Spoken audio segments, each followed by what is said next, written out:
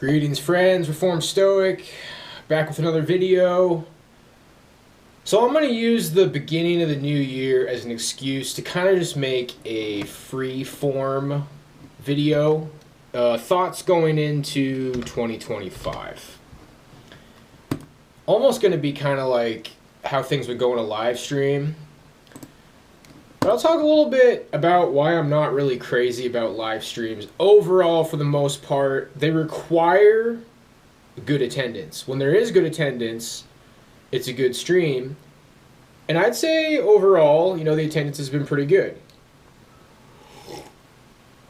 But it's like, the reason that this is not really like a live stream is because there's no pauses in the content. Me talking is my content. Maybe it's not great content. Think of it what you will. It is what it is. I'm out here, my little shop. If we were like in Aladdin times, if we were in Aladdin, there's like the guy, fresh fish. We sell them, you buy them. This is my stand.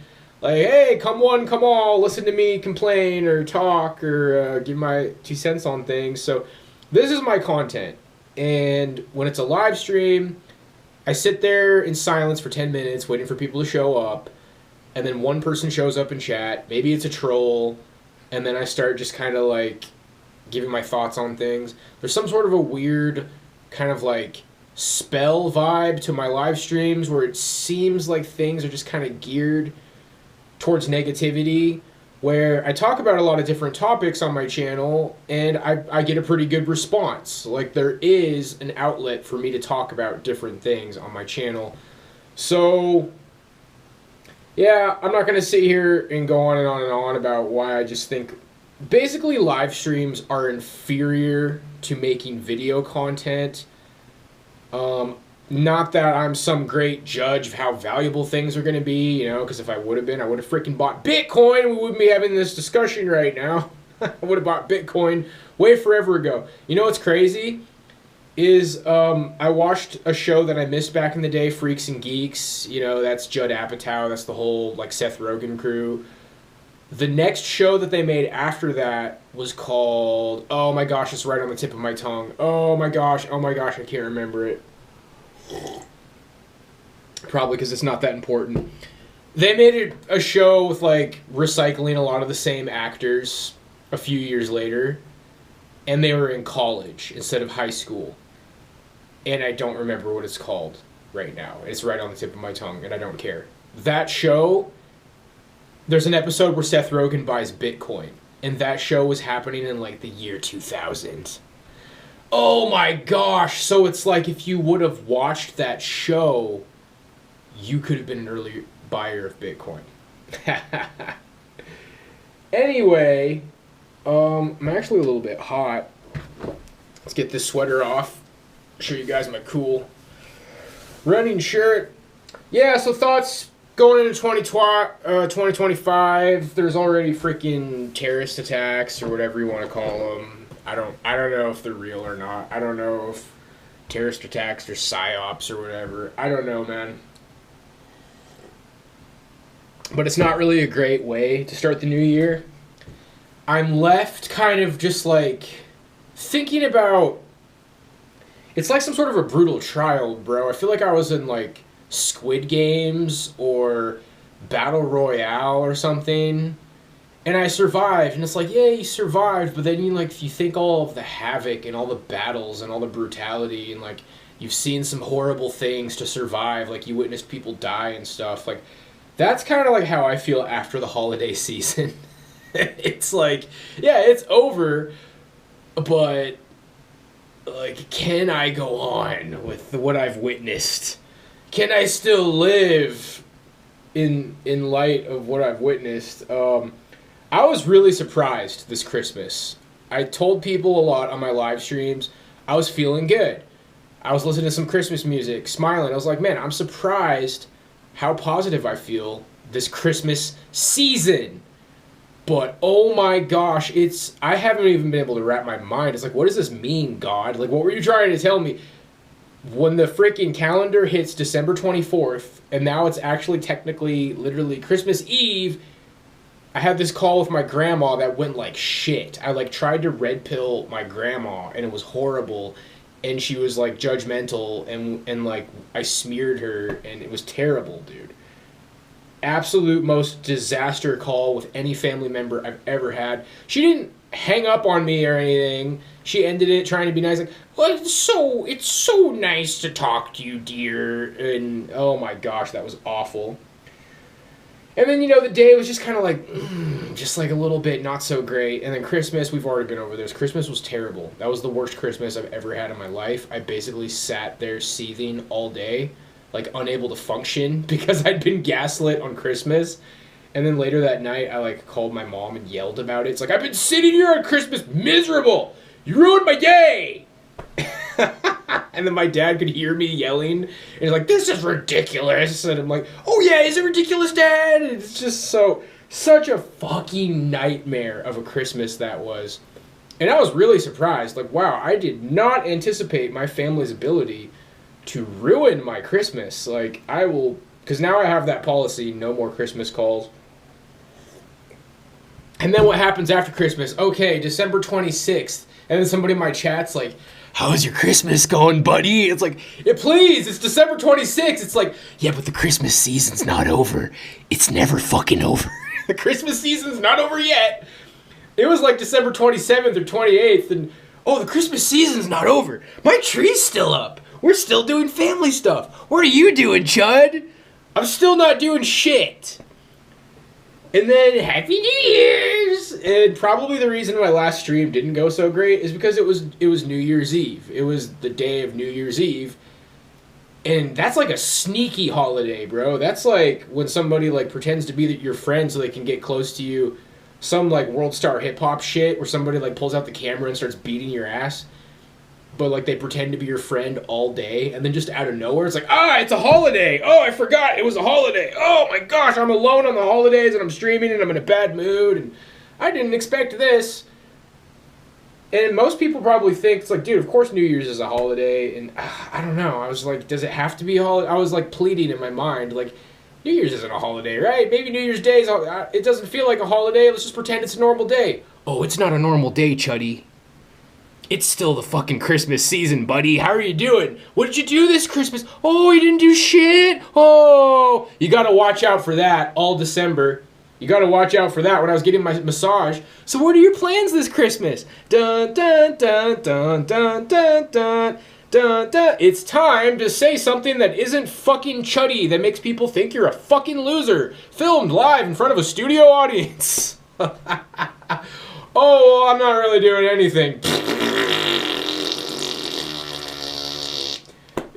Just, oh my gosh. Isn't December just awful? Isn't December just awful? And so I randomly call my mom like 3 days, like the day before New Year's Eve or something. Like, oh yeah, me and your dad just flew out to go to a freaking New Year's party. So my parents are like celebrities, basically. It's like, oh yeah, we're just hanging out with Taylor Swift and Tupac. He's still alive. It's like, oh, so my parents are like cooler than they've ever fucking been. And, me, I'm probably technically in the prime of my life, dude. I'm kind of still in the prime of my life. And, just not doing shit. Just trying to like smooth things over from like how horrible the Christmas call was. And my parents just flew out to go to a freaking New Year's party. Which, good for them. They're allowed to do that. But I don't know. I thought old people like knit and like slow down. And boomers are like spending, man. Boomers are trying to get out there and party. And, you might think it's about time. Oh, here comes the freaking rant against boomers. I'm trying to have a little bit more understanding for boomers. They're old, guys. These are people that, if you're a millennial, your whole life you knew them, and they were like 30, 40, 50, and they were living their lives, and they had good lives, and now they're old, guys, okay? Like, and I'm not trying to be mean by saying that. It's just that they're kind of trying to come to terms with the fact that death is like, if, here's like the course of a human life, 70 years old, you're kind of like over here, bro. Death is kind of like on your thoughts and stuff. And let's try to give the boomers just a little bit of a break, not that much. Yes, they don't have any fucking empathy at all, and I will never have a Christmas family discussion ever again for the rest of my life, bro. Unless life is good. And then when I'm like famous and I got a big mansion, I can be like, hey, how you doing this Christmas, Chud? It's like, oh, I'm not really doing anything. Do you think you could like pretend you're doing something? Because you're really making me and like all my hot 20-year-old girlfriends really uncomfortable right now. You're really negative. Don't talk to me anymore. Like, I'll gaslight people someday, maybe. Probably not. I probably will never have shit. But anyway. Boomers are old, dude. Good for them for going to parties and stuff. I'm trying to be genuine, but I came up with this line in my head. I don't want to cause problems the next time I'm around family. I feel like this line could potentially cause problems, but I'm just thinking about saying, oh, you know what? I'm sorry. I have a policy. I don't discuss my life with boomers anymore. Like, oh, well, why, Sonny? And just, yeah, I just don't want to get into it. Things are fine. Anyway, let's not talk about my life. I would kind of enjoy hearing a boomer's reaction to that, bro. Because I'm so used to them, like, giving these shitty reactions to talking about my life. I feel like, they would maybe try to make me feel bad about that, but you're not giving them any ammunition to work with. You're just like, yeah, I don't discuss my life with boomers anymore. Sorry. Oh, well, why? Oh, they just seem like they're just not really capable of empathy, so... Anyway, how was your trips? Like, you took like 1 million trips this year. How was Machu Picchu? How was the frickin' Pyramid of Giza? How was the Great 7 Wonders of the World? Like, is it making you forget about the fact that you're old? Anyway, I'm not trying to be mean about them being old. I'm just saying they're old. Like, it's better to be young. And maybe that's what you need to understand, Chuddy. You might not want to accept it, but this is the fucking prime of your life, bro. And, so some thoughts going into 2025. There's, like, the meandering 12-minute introduction that kind of goes nowhere. You're 25. I'm 33. I'm looking good at 33. Dude, some big fat guy, no offense to that guy, was, like... Some big fat old guy was next to me on the treadmill today. And, he was, like, power walking at like 4, and I was doing my interval workout. I did the craziest workout I've done so far, boys. Cardio maxing's going great. 4.4 miles in about 44 minutes or so with the intervals, like doing pretty good. This guy kept like looking over at me, he's like waiting for me to stop, and he sees me like keep changing the thing. He's like, okay, he's finally gonna go to a walking pace, and then I pump it up to my sprint pace. Because he doesn't realize I was just doing a 3-minute, like, rest pace, and then I go up to my sprint, and he's like, he just, like, keeps looking at me, dude. It's like I'm making him more tired by looking at me, and, this might be really hard for people to accept, bro, but just look at your age. I know that you're alone, and you're miserable, and you failed at life. Maybe not, but... You have been through some shit. You're not where you want to be. I've been through some shit. I'm not where I want to be. But what is your age, man? You're in your 20s. And don't be giving me this shit about, like, oh, it's over after 30, boyo. I might as well be a fucking UFC fighter, bro. Or an MMA fighter. I might as well... I don't know. I'm about to go take a fucking amateur boxing match. Maybe I'll get my ass beat. But I'm not really. I'm just saying, dude... I'm in my prime. I'm like a martial arts guy. I'm fucking trying to date hot women, dude.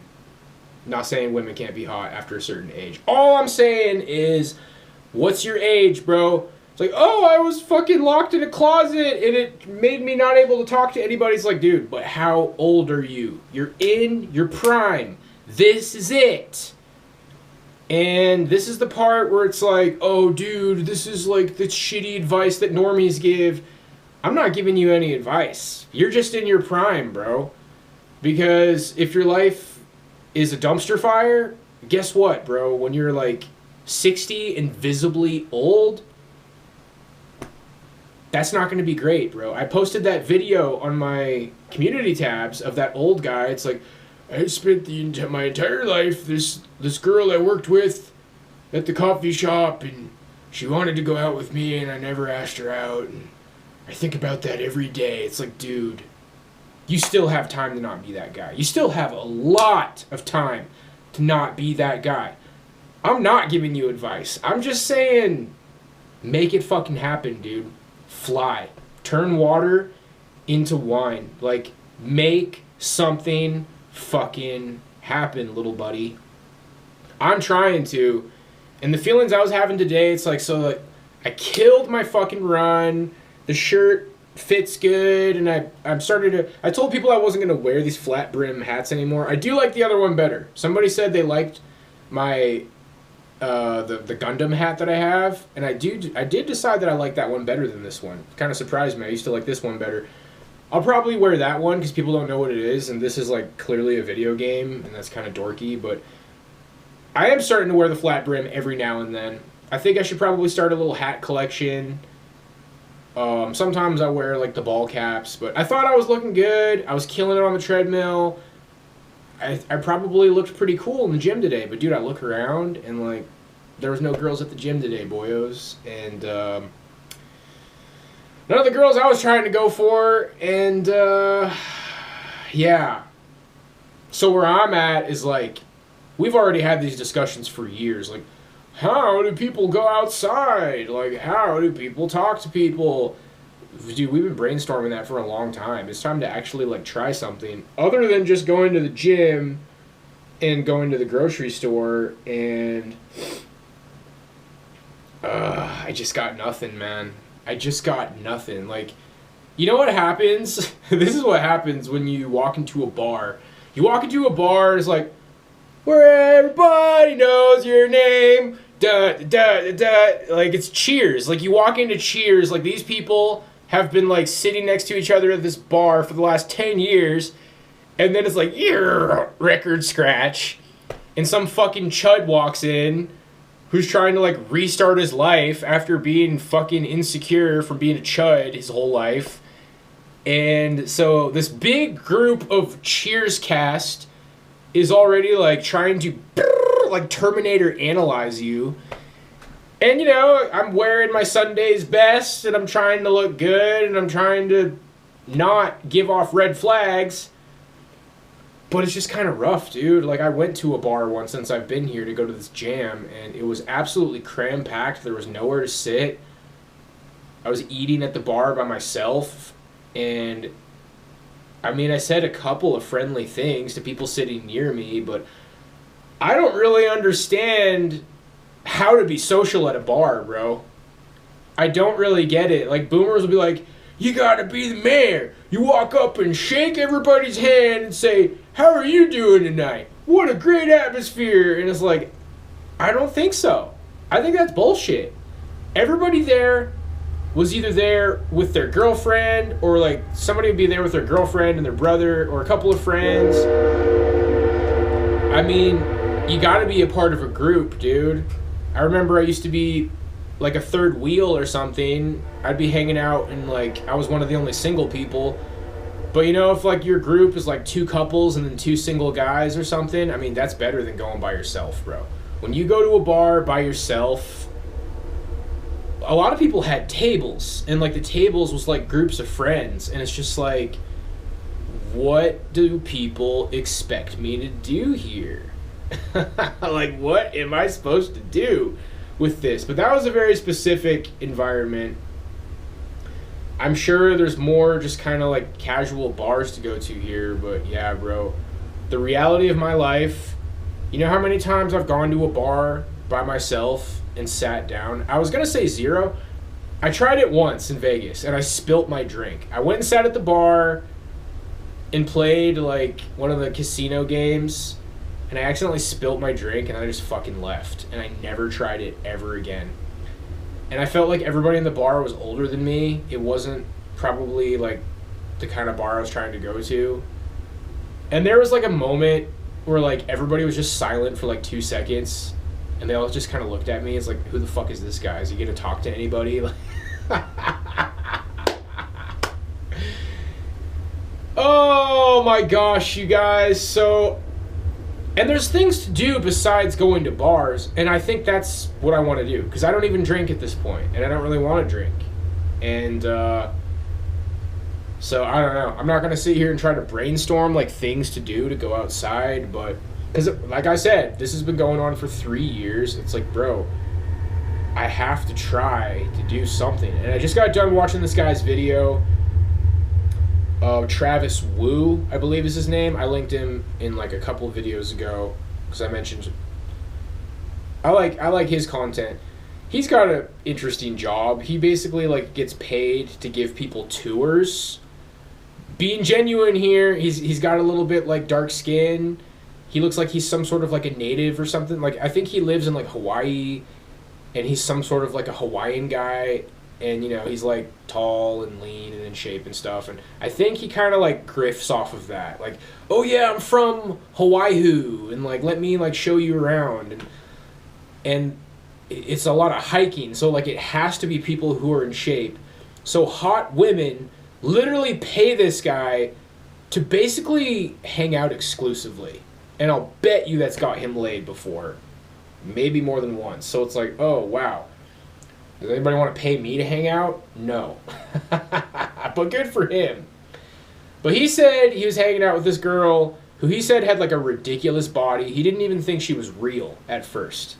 And then she shows up, it's like, oh, this girl's real. And so he waits a little bit into the discussion and he asks her, so I'll bet a lot of guys like approach you in public. And she's like, yeah, I do. I go to my work, I go to this, and I go to the coffee shop. I get approached at the coffee shop all the time. And he's like, so how many of those guys do you go out with? And she says, there was only ever one. She's been approached by like thousands of guys, and she only ever went out with one of them.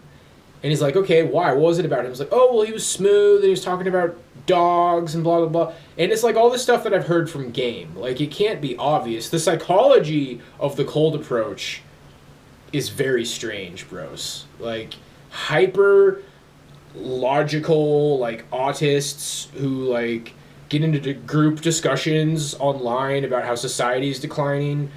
It's really hard for these kind of people to, like, fathom the psychology. Because she's like, oh, well, he talked about dogs, which I thought was interesting. This guy was running Game. Okay? He didn't just organically come up with it. But, yeah, it looks organic and whatever. So he was talking about dogs, but then he asked, was this guy, like, unusually handsome? She's like, yes, he was. But that's not the point. That's not why I brought up this guy's story. This is what it is. He's like, so how do you meet most of the people that you date? And this is something I find depressing. I've always found this depressing when people say, you meet women at work. And boomers say it. And boomers come from an era where you didn't meet women at work. She works in an office. You know, she's got some sort of a ritzy office job. If I was a complete, total chud spurg, I could be like, oh, a woman with a really, really, really nice body with a ritzy office job. I wonder, she must be really smart and high IQ and did phenomenal in school. And, you know, maybe she is useful for something. That didn't sound very believable, did it? Maybe she is useful for something. Like, oh, I'm trying, girls. I'm trying to learn how to not be such a chud, but it's going to take some time and work. She's got a ritzy office job. I'm imagining her gigantic boobs in her fucking work sweater, and they're still there, and they probably still look nice. She meets most of her boyfriends at work. Whee! Tee! Oh, me? I work in an office, and it's really social, and I meet most of my boyfriends at work. Whee!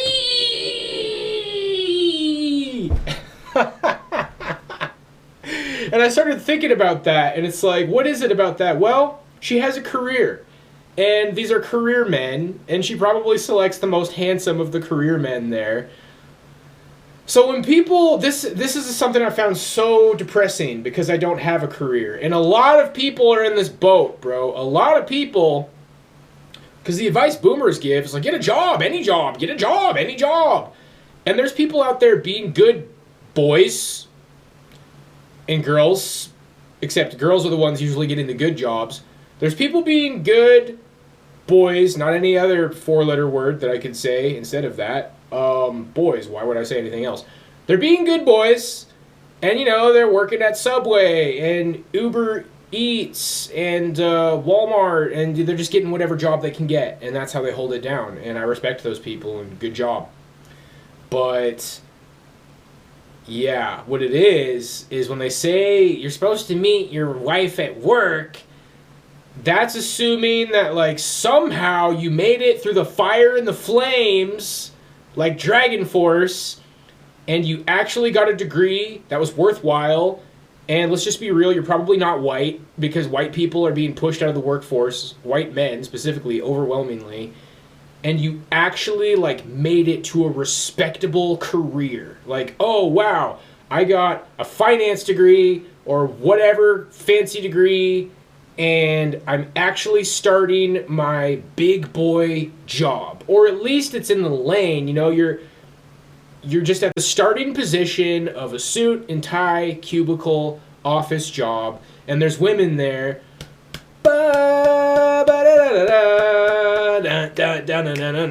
Pam and Jim are fucking better than everyone. That's why they make funny passive-aggressive faces at everybody. I hate Pam and Jim, dude. I like The Office, but not because of Pam and Jim. And let's be real. It's like, Jim's the nice guy. Wow, Jim got the girl. Jim got the girl. Why can't you get the girl? It's like, oh, so she went for the slightly more slender, because her boyfriend was like a big, kind of like a big, strong guy who worked downstairs in the lower paying position, I assume, in like the cargo room. And then Jim has an office job.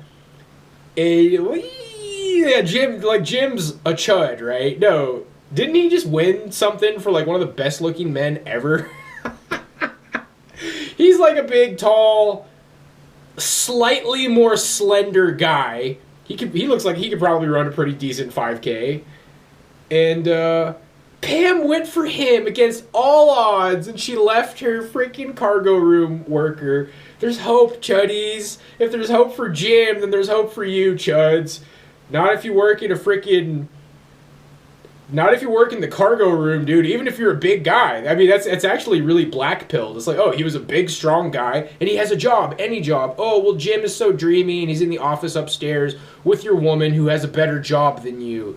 And, you know, just kind of, like, pulling your girl out from, like, under your nose. What a great show. I just love The Office. I just love The Office. It just makes me sing in love. And there's just love out there, boys. There's so much love out there, boys. How are we doing? 28 minutes? Yeah, so those are my thoughts going into 2025. I never really finished my thought about the gym. I killed it on the treadmill, and I'm waiting for like a line of sweeties. So they're just like, you did it, Stoic. Which one of us do you want to go home and have sex with you or date you? I don't want people to think I'm creepy at the gym, and I'm not. I'm there all the time. See, guys, there's a girl out there who wants to meet you, believe it or not. I have trouble believing it, personally. You probably do too, but there's probably a girl at the gym who's like, oh, that guy's in shape, and I'd like to meet him. So I'm not trying to be, like, creepy. It's like, I don't know. Anyway, I want to meet a girl at the gym. I don't think there's anything wrong with that, is what I'm trying to say. But, yeah, in my head, it's like, I did it. There's a line of sweeties. It's like, so which one of us do you want to, like, go on dates with until we sign a consent form? I was having so much trouble getting through my thoughts, dude. Everything's kind of offensive, I guess, when you're a chud. Your train of thought, your chud train of thought. But that wasn't the reality. You know, nobody cared. And then I go do my ab workout, and then I drive home alone, and then it's like a cold, dark day. And I've been alright. I've been trying to... That's kind of why I made this video. Maybe people have noticed. Maybe anybody who's like really excited about my drumming channel, which is probably not really that many people, but you know, people have been being cool. People have been checking out my drumming videos. Maybe somebody's noticed that it's been a little bit since I made drum covers. I don't want to say I'm losing my momentum, but yeah, it's just like I haven't really been like finding the energy to do that lately. It's been a few days since I've worked on my book. I mean, I'm gonna finish the book. I'm gonna do more drum covers, but yeah, these last few days it's just been kind of like, I'm exhausted. It's been taking a lot of energy doing the running maxing, and sometimes I don't feel like playing drums. Sometimes I don't feel like working on my book, and then you kind of feel the onset of almost feeling bad, like, ooh, I came home alone and it's cold and it's dark, and you're trying to fight off like the negative thoughts, and it's like, you know what, dude, I kind of just need to like feel good right now. Let's like make tea and eat cozy stuff and take a nap and watch stuff. We can do a drum cover tomorrow. We can work on the book tomorrow. Maybe I'll work on the book tonight, but yeah, I'm in that place where the negative thoughts could start to sink in, and it's just like, boom, let's go make a video. Like, let's go do something. Let's be productive. Let's keep it going. Because ultimately, guys, I'm in the prime of my life. I don't care what anybody says. Society is so fucked up right now, dude, that, let's be real, a lot of 22-year-old guys are just, you're at square one. You really don't have charisma, and people might want to try to say that's cope, but think about it. Think about, like, all of the lost Zoomers right now. Like, there's so many people who are lost. A lot of people have heard a lot of black-pilled stuff about age. I think some of it's genetic. I'm just saying, for me, I'm still in the prime of my life. I don't think I'm aged out, not even close. And that's something to be grateful for. Try to go a little bit easier on the boomers. See, there is some sort of like a teal deer here. TLDR. Like, I did kind of make some points throughout this video, even though it's just really random. But boomers are old. It's better to be young than it is to be old. I'm not trying to be an asshole. There's a lot of miserable young people. Believe it or not, there is a girl out there who sees you and it's like, oh, that's a guy who I wouldn't mind meeting. Another interesting comment that I saw somebody somewhere make in the wild was that it was a comment in the section of one of the Travis Wu videos. He's like, one of the bad things about being a good-looking guy is women used to approach me a little bit, and those were the only women that I would go out with. And then when women didn't approach me, I would start to perceive it as rejection. You know, like, you have to take initiative as a man for the most part. And I think that there's guys who don't take initiative, and you literally get to a place where you, like, feel like you're rejected because women aren't doing all the work for you. And, man, I'll bet a lot of guys felt that one. That's real. That's just, like, bad coping mechanisms. Like, you weren't taught properly, you didn't do it right, something went wrong along the way, and you didn't just adjust properly to approach women, and then, like, in your head you've been rejected all these times when you actually haven't been rejected that many times. I mean, I really have, like, done the cold approaches and got rejected, but here's this freaking 10 out of 10 office chick saying that she's only ever accepted one cold approach in her life. That's a very interesting thing to think about. So I'm going a little bit easier on myself. You know, the book will get done. The drum covers will get done. It's not the worst thing in the world if maybe like a week goes by and I'm not really as productive as I've been being. I am doing the workouts. And then, you know, just practicing drums a little bit. Not worrying so much about the drum covers. I wanted to do a really hard periphery song, and it's like, oh man, I need to, like, kind of, like, take a step back and learn how to play this song. You gotta know how to play the song before you can do the cover, so. And I haven't really had the energy to do it because I'm fighting off seasonal depression and, like, survivor's guilt or whatever you want to call it from, like, wow. December 24th to New Year's was like, I did not expect how horrible that was going to be. I did not expect that. I did not expect the holiday season to be that bad. I literally went from saying on December 23rd, this is like the best Christmas I've had in 10 years, to literally experiencing the worst Christmas of my life. So that is what I just lived through. But, you know, at least it's New Year's and, like, terrorist attacks. Oh, wait, no, that's not positive, is it? So, I'm staying positive. I don't know about you guys. I'm not going to give in to negative thoughts. I'm going to keep going to the gym. I'm going to keep thinking about how to do something other than going to the gym and the grocery store to go outside. I'm being a little bit friendlier at the gym. I made some small talk with guys. I'm not wearing headphones anymore on weightlifting days. Only when I'm on the treadmill.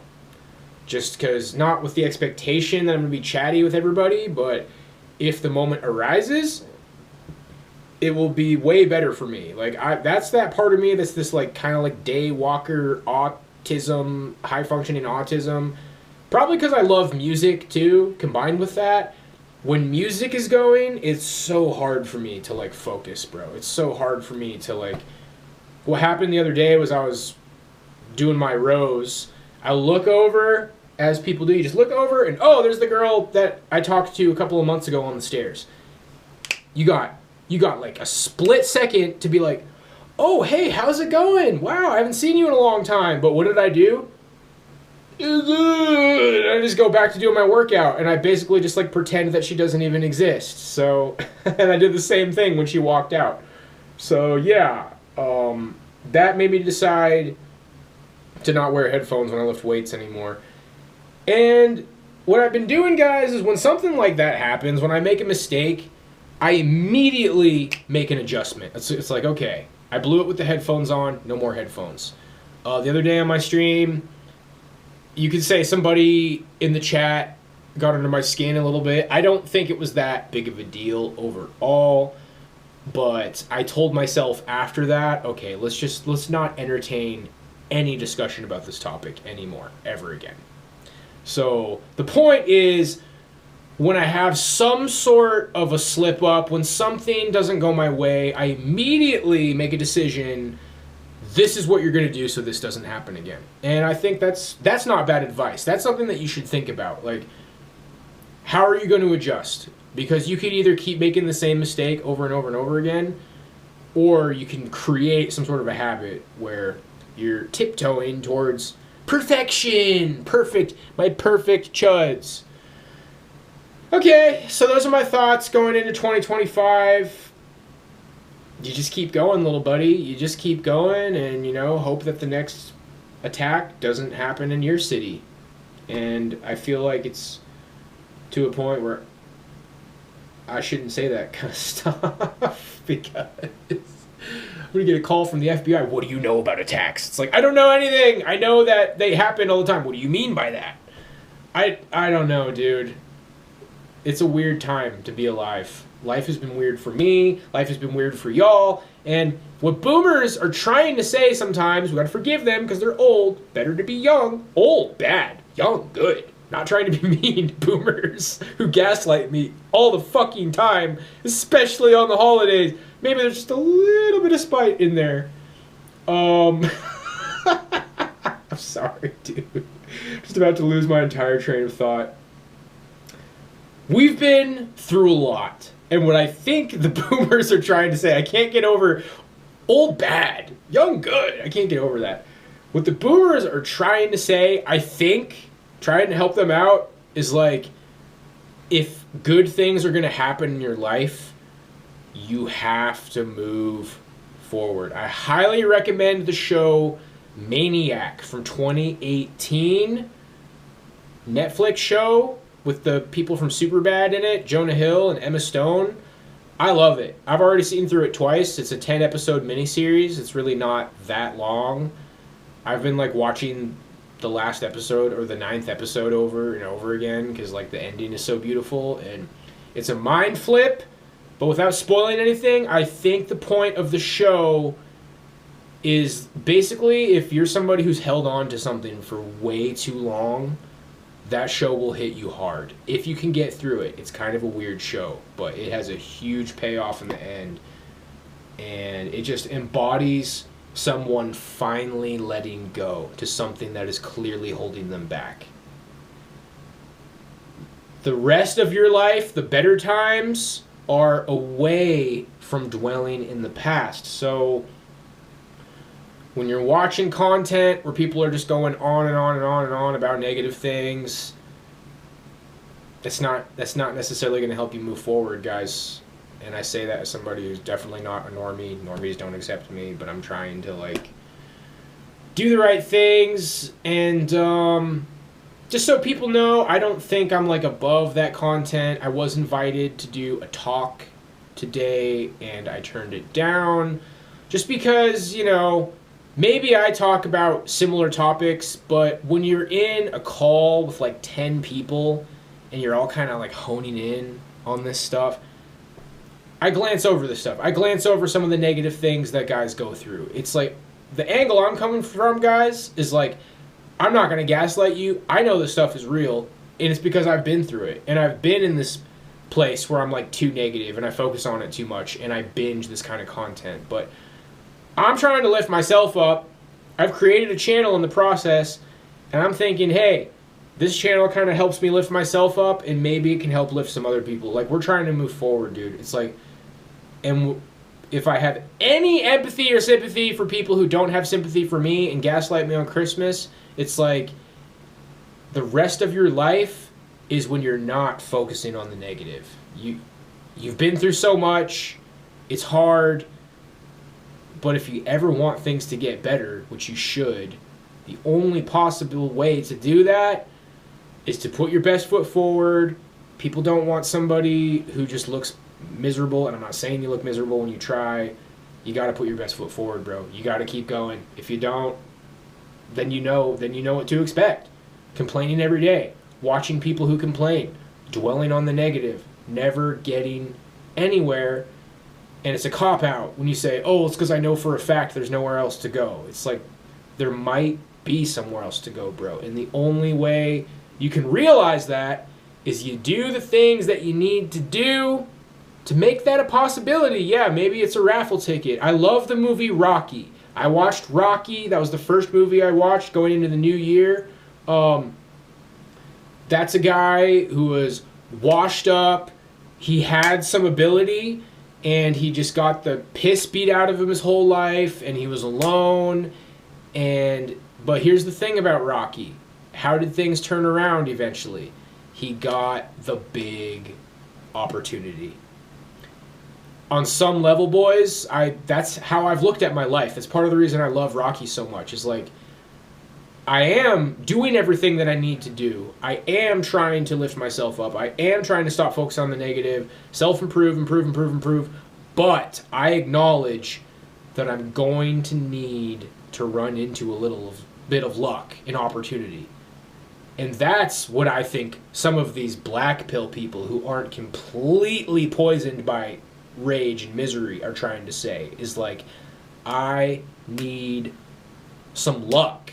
I need something to go right in my life. So the idea, guys, compromising the freaking synthesis is that you put yourself into a position where it's like, I'm doing everything I'm supposed to do.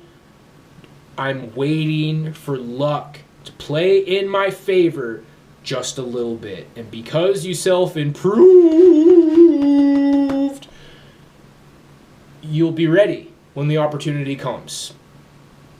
That's what that gangster that Rocky was working for. You're a leg breaker, Rock. It's a living. Yeah, he was like beating people up for this gangster. He's like, you know what, Rock? You never had any luck in your entire life. You finally got some.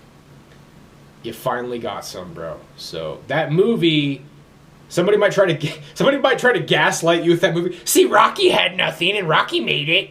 Just be like Rocky, chud.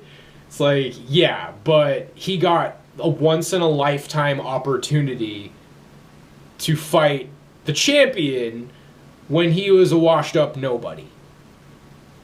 So that's what I got for you guys. Be like Rocky. don't give up. Be prepared.